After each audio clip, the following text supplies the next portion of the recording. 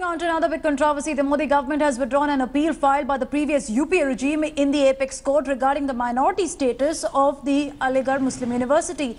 On Monday, the apex court was scheduled to hear the plea on the matter, but move by the centre has set the stage for another political face-off. We also spoke to the Attorney General Mukul Rohatgi over the issue. Take a listen.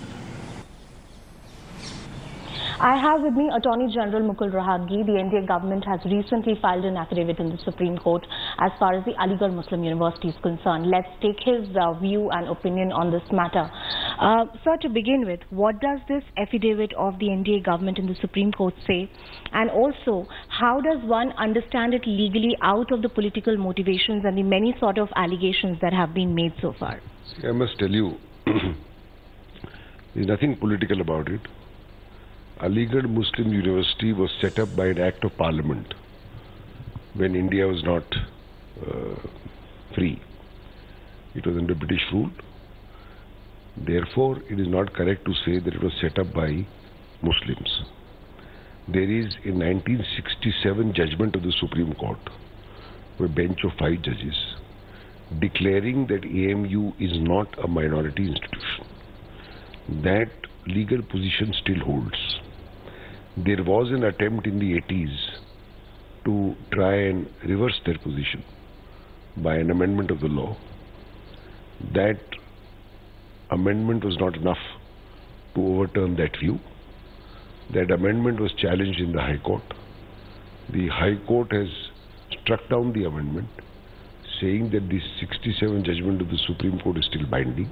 So what does it mean per se for the minority institution in general of the country? And also, as you pointed out that, the case of AMU is different.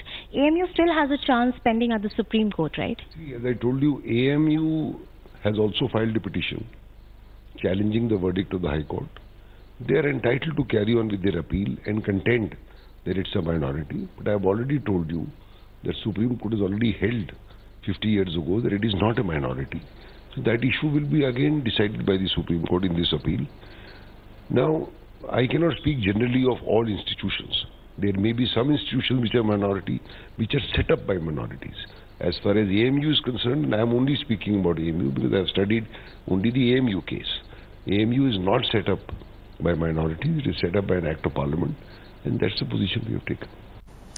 We have Anusha who's joining us on this story. Now, Anusha, first take us through the legal course next for the AMU and the political repercussions, because we have the Uttar Pradesh polls around the corner and the centre withdrawing its petition from the apex court. It means that for now, the AMU minority tag challenge petition by the UP in 2006 is no longer there with the apex court.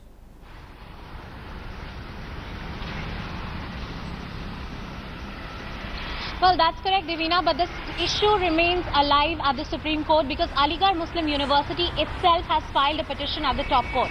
Now, that petition is pending. However, what happens is earlier, the centre under the UPA government was on the side of the Aligarh Muslim University against the judgment of the Allahabad High Court. But now, with the government changing at the helm of affairs, it has become adversarial proceedings, and now Aligarh Muslim University will have to fight a battle against the centre to retain the status of a minority institution.